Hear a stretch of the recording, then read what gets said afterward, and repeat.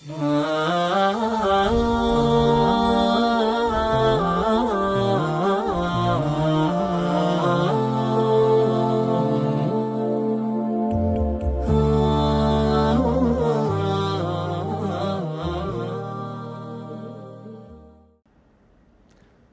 خودایی بەخشندەی میهرەبان،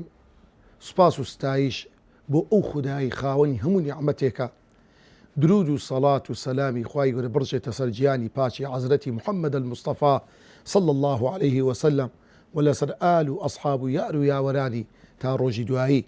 بەڕێزان خۆشەویستان مسلمانان، لە زنجیرەی دووەم بە ناونیشانی حەسین بەیتەک لە ژێر ڕۆشنایی قورئانی پیرۆز دەگەینە زنجیرەی دووەم. لە زنجیرەی پێشوو باسی نیعمەتی ماڵمان کرد کە خوای گەورە سوبحانەه وتەعالا ئەو ماڵەی کە لە قورئانی پیرۆز باسی کردووە وەکو خانوو، وەکو ئەو شوێنێک کە ئینسان تێیدا دەژی چ نیعمەتێکی خوایە و چۆن دەتوانین ئێمە وەکو بنەمایەک چەند بنەمایەکمان هەبی بۆی کەوا ماڵەکانمان بپارێزین. ئێستا دەین بۆ ئەو شتانێک کە دەبێتە مایەی خۆشگوزەرانی و بەختەوەری بۆ ماڵی مسلمان، بۆ عائیلە و خانەوادەی مسلمان. کاتێک کە لە خانووەک دەژین، کاتێک پێکەوە کۆ دەبنە وەکو عائیلە، وەکو ئوسرە، وەکو خێزان پێکەوە لەراو ئەو خانووە دەژین. چ هۆکارێک دەبێتە ئەوەی کە ئێمە بتانی بەڕاستی ئەو ژیانە، ئەو پێکەوە ژیانە لەو ماڵەیدا ژیانێکی بەختەوەرانە بی، سەروەرانە بی، دڵێکی مرتاح و ئۆقرە بیتن. یەکێک لە هۆکارە هەرە گرنگەکان بەڕێزان حەسین بەیتەکە بەوەی کەوا پارێزراوی ماڵەکانمان بەوەی کەوا دروستکردنی کەسایەتیەکی ڕێک لەو ماڵەدا. واتە بەر لەوەی ئێمە ماڵ دروست بکەین پێویستە ئەو ژن و پیاوە یەکتر هەڵبژێرن لە بەگوێرەی شەرعی خوا و پێغەمبەر صلی الله عليه وسلم. زۆر ئاگادار بە ئەوە، زۆر گرنگە بزانە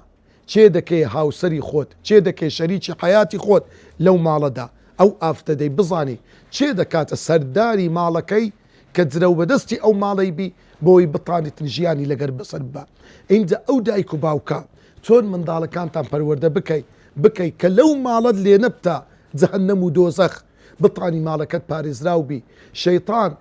لە کن و کەلەبەرەکان نێتە ژۆرێ کەوا ماڵەکە لێ وێران بکە. خاڵی یەکەم ئەوەی کە زۆر گرنگە بتانین ئێمە خەڵکانێک پەروەردە بکەین لەو ماڵەدا کەسایەتی خاوەنی کەسایەتێکی ئیماندارانە و موسڵمانانە بیتن. لێ ئەوەی ماڵت دەپارێزی ئەوەیەکەوە ئەو ئەندامی خێزانانەی لەو ماڵەدا دەژین کەسانی باوەڕدار و موسڵمانی ڕاستەقینە بن. بۆیە لە بۆ ئەو بابەتە دەچینە خزمەت چەند ئاەتێک لە ئاەتەکانی قورئانی پیرۆز، بە تایبەت ئەو ئاەتانەی لە سەرەتای سوورەتی بەقەرە خوای گەورە سوبحانەه وتەعالا لە 5 ئاەتی سەرەتای سوورەتی بەقەرە باسی ئیماندارێکمان لۆ دەکا، باسی ئەو ئیماندارانەمان لۆ دەکا کە بەڕاستی هەر تاچێک دەبی لەسەر ئەو بنەمایانە پەروەردەبی. خوای گەورە سوبحانەه وتەعالا لە سەرەتای سوورەتی بەقەرە دەفەرموێ: أعوذ بالله من الشيطان الرجيم بسم الله الرحمن الرحيم ألف لام ميم. إنجا دەفەرموێ ذلك الكتاب، أي مسلمانان ئەو قورئانی لەبەردەستە، ئەو کتێبەی کە کتێبی خوای گەورەیە، کە فەرمایشتی خوای گەورەیە. ذلك لە بۆ بەعید و دوور بەکاردێ کە کەسێک دوور بی. واتە بزانن، زانایان دەفەرمون لە بۆ ڕفعەت و بەرزی و شەعنی ئەو قورئانەیە. ذلك الكتاب، ئەو کتابە زۆر بەرزە، زۆر بەقەدرە، زۆر بە حورمەتە، لا ڕەیبە فیه، کە هیچ شک و گومانی تێدا نییە، کە هیچ شتێکی ئەو توی تێدا نییە کە جێگای شک و گومان بێ لەلایەن ناحەزان و نەیاران و هەر کەسێکی دڵسۆز ئەگەر هەوڵ بدا بگەڕێ بە دوای کەلێنێک عەیبەک شتێک لەو قورئانە تێیدا نییە. لۆ ئەو قورئانە ئەوەندە تۆکمەیە، بۆ ئەو قورئانە پیرۆزە لا ڕەیبە فیه، هیچ شک و گومانی تێدا نییە، بەڵکو هەمووی یەقینە، بەڵکو هەمووی جێی دڵنیاییە، بەڵکو هەمووی ئاياتی محکەمە بۆی کەوا ئینسان بیکاتە بەرنامەی ژیان. ذلك الكتاب لا ريب فيه هدى للمتقين، ڕێنماییە، بەرنامەی ژیانە بۆ چێ؟ للمتقين، بۆ ئەو کەسانەی متەقین، بۆ ئەو کەسانەی لە خوا ترسن. چین متەقین؟ کو ئینسان دەگاتە پلەی تەقوا؟ الذين يؤمنون بالغيب، ئەو کەسانی کەوا متەقی چێنە؟ ئەو کەسانن بە چەند قۆناغێکدا ڕۆیشتینە. قۆناغی یەکەمیان ئیمانەکەیان گەیشتە ئەو ئاستەی کەوا باوەڕیان بە هەموو شتێکی شاراوە هەیە لەو شتانی کە خوا و پێغەمبەری خوا صلی الله عليه وسلم باسی بۆیان کردووە. هیچ گومانیان لە شتێک نییە لەو شتانی بە چاوی خۆیان نایبینن، بەڵام بە هەواڵ و بە خەبەری ئاسمانی بۆیان ساغ بۆتەوە، بۆیان ڕوو بووتەوە، خوای گەورە بۆیانی باس کردووە. لۆیە الذين يؤمنون بالغيب، باوەڕبوون بە غەیب بەرزترین و گەورەترین ئاستی ئیمانە. ئەها خوای گەورە لە وەصفی ئەو کەسانە دەفەرمێ کە ئیمانیان بە غەیبە: إن الذين يخشون ربهم بالغيب، ئەو کەسانی کەوا لە خوا دەترسێن بالغەیب بەبێ ئەوەی ذاتی پیرۆزی ئەڵڵایان دیت بێ، لەهم مەغفرەة وأجر كبير، بەڕاستی لێخۆشبوونی خوای گەورە لە ئەو کەسانەیە و ئەجر و پاداشتێکی زۆر گەورەیان دەدرێتەوە. یەکەم بنەما کە بەڕاستی پێویستە خانەوادە و خێزانی ئیماندار دەبی باوەڕیان بە غەیب هەبێ، باوەڕیان بە بەهەشت هەبێ کە نەیان دیتێ، باوەڕیان بە دۆزەخ هەبێ کە بە چای خۆمان نەمان دیتیا، باوەڕیان بەو دوو فریشتانە بە فریشتەکان بەگشتی و ئەو دوو فریشتانەی لەسەر شانتە و لە هەموو ژیانت چادەورت بەو فریشتانە دەوردراوە. ئەو ئیمانە وا لە ئینسان دەکا حەز بە ڕقابەی ڕەب العالەمین بکە، خیانەت نەکا، فرتوفێل نەکا، شتی خراپ نەکا، لە بەرچاوی خەڵکی ئەگەر نەبوو بە کەیفی خۆی بکەوتە ناوێ خراپەکاری بکە لە ناو ماڵدا. لۆیە خوای لە دواییدا دەفەرمێ وەیوقیمونە الصەڵات، و تاچی ئیماندار خانەوادەی خێزان ئەگەر دەتەوێت تۆپە و پارێزراو بی دەبی وەیوقیمونە الصەڵات، دەبی تاچی ئەو خێزانە دەبی نوێژە بکە. متەقین ئەو کەسانن. ويقيمون الصلاة، معنى ويقيمون الصلاة نەک ويؤدون الصلاة، نا ويقيمون نوێژەکان بەو پەڕی ڕێک و پێچی، بەو پەڕی ئامادە سازی و ئامادە باشی نوێژەکان ئەنجام دەدەن. بەر لە هاتنەکە بیر لە کاتی نوێژەکە دەکات و خۆی لە ئامادە دەکات. اینجا دەستێژی تۆکمە و ڕێک و پێک و جوان دەشوە. اینجا نوێژەکەدا دەبەستی هەموو ڕوکنەکان و سونەتەکان و نوێژێکی زۆر جوان دەکات، بە ناخ و لە ناخەوە نوێژەکە دەکاتن. دەرێ و ژۆرەی سەزدە دەبا، ڕکوع دەبا لە ناو نوێژە، نەک لە ئەندامەکانی لەشەوەی دەرەوەی لە ناو نوێژ و فکر و خەیاڵی لایەچکەبی. نە ويقيمون الصلاة ومما رزقناهم ينفقون، وەلەو ماڵی هەیتیان دەیبەخشن. ئەو بەخشینی ماڵە نیعمەتێکی زۆر گەورەیە. بۆیە بەخشینی ماڵ، ئەو ماڵی کە دەیبەخشی چ زەکات بی چ سەدەقە بی دەبێتە هۆی پارێزراوی، دەبێتە هۆی پەروەردەکردنی ئەو منداڵانە کە چاو لە گەورەکانی خۆیان بکەن. اینجا خوای گەورە دەفەرمێ والذين دەفەرمێ ومما رزقناهم ينفقون، اینجا دەفەرمێ والذين يؤمنون بما أنزل إليك وما أنزل من قبلك. متقین ئەو کەسانن ئەوانەی پابندن بە پەیامی خوای گەورە، ئەو کەسانن باوەڕیان هەیە بەو قورئانەی کەوا والذين بما أنزل إليك، بەو قورئانی دابەزیوە بۆ تو ئەی پێغەمبەری خوا صلی الله عليه وسلم. باوەڕبوون بە قورئان هەر ئەوە نییە قورئان ماچکەی لە سەرت دابنی، هەر ئەوە نییە برێ ئەم باوەڕم پێیە. باوەڕت پێ هەبی کە قورئان دەستوری ژیانە، باوەڕت دەبی بەوەی هەبی ئەو قورئانە شیفای لاشە و ناخ و دڵ و دەرونی مرۆڤە، باوەڕت هەبی ئەو هەموو نەخۆشیە عەقلی و فکریانە هەیە لە ڕووی عەقیدە،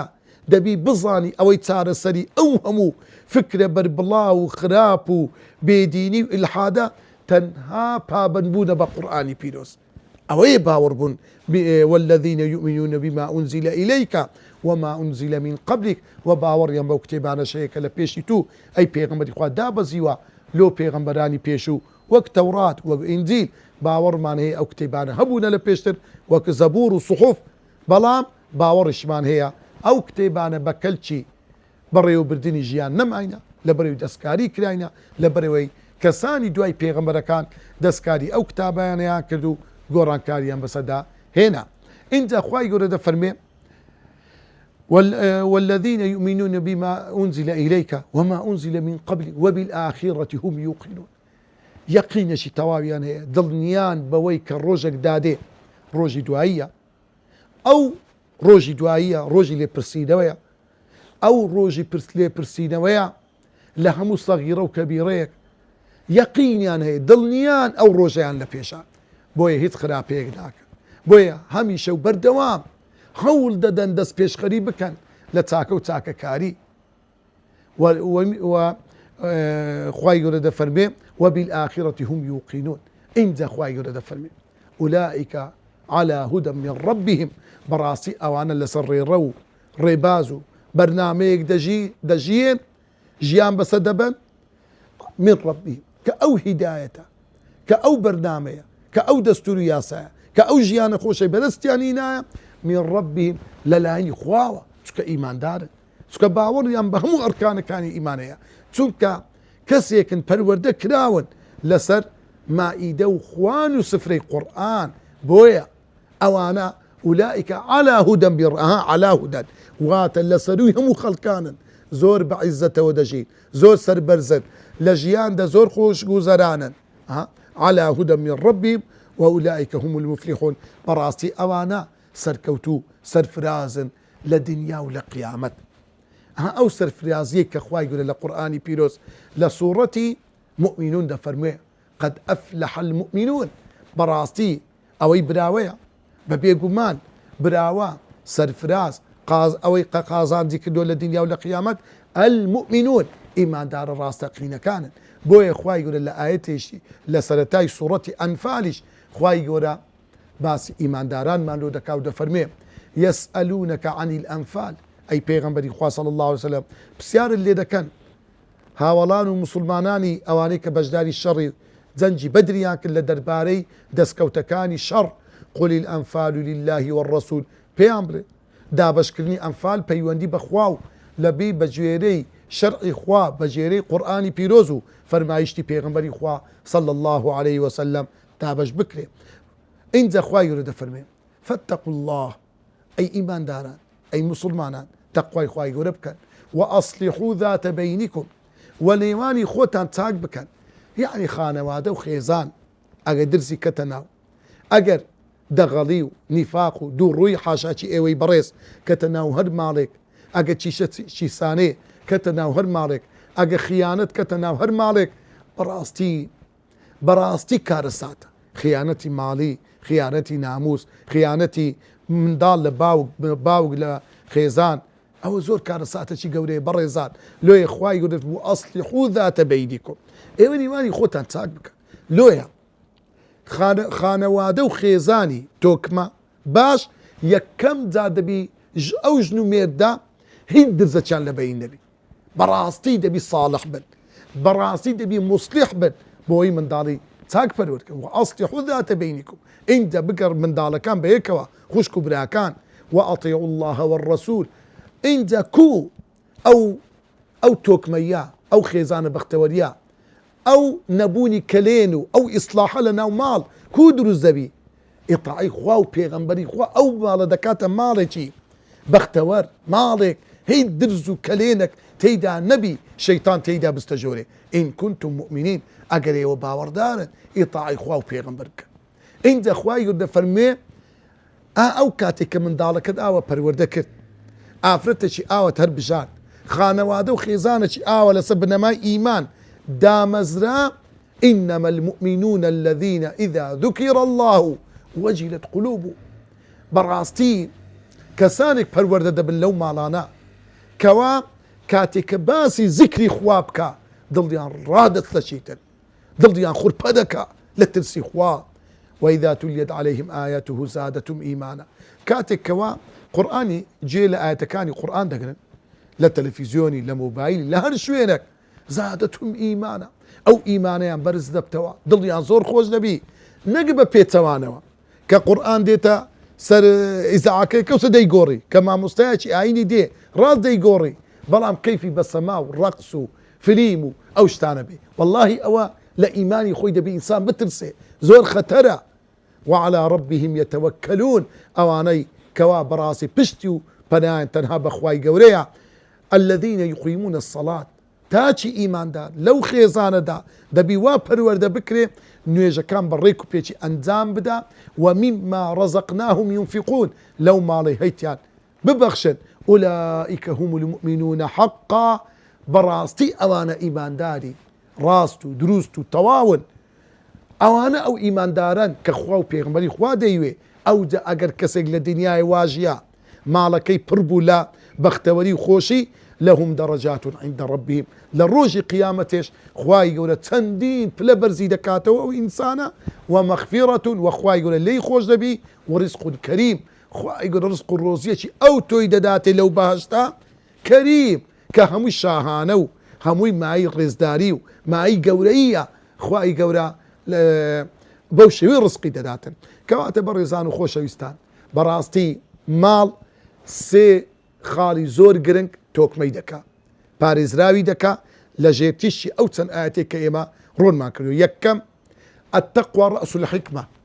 مخافة الله رأس الحكمة لەخوا ترسان والله لەو ڕۆژگاری ئەوڕۆ هیچ شتێک منداڵت ناپارێزی لە غورفەکەی خۆی لە بنبەتانی خۆی دەتانی هەموو بە هەموو نەوعک خیانەت لێ بکە لۆیە تەنها ترسی خوا و ڕقابەی خوا ئەو منداڵە خێزانەکەت دەپارێزی ئەو عائیلە دەپارێزی لە هەموو شتێکی خراپ دووەم خاڵی دووەم دەبی قورئان پەروەردەکردنی عائیلە لەسەر بەرنامەی خوا نەک لەسەر عەلمانیەت نەک لەسەر شتی بێشەرعی نەک لەسەر شتێک بەرنامەیەک کە نازانین لە چێ دەرهاتیە خاڵی سێم ئەوەیە کەوا پەیوەندی بەهێز لە نێوان خێزانەکان هەبی کە بەداخۆی سەر تەمەشا دەکەی خێزانەکان ترازانی زۆریان لێ پەیدا بوو ئەوە خەریکی مۆبایل ئەوە خەریکی نازانچیە هەر یە خەریکی ئەو دنیاە کەس ئاگەی لە کەس نییە خوا پەنامان بدا وێدەواری خوای گەورە بەختەوەری دنیا و قیامەتمان بە قسمت بکە وصلى الله وسلم على سيدنا محمد وعلى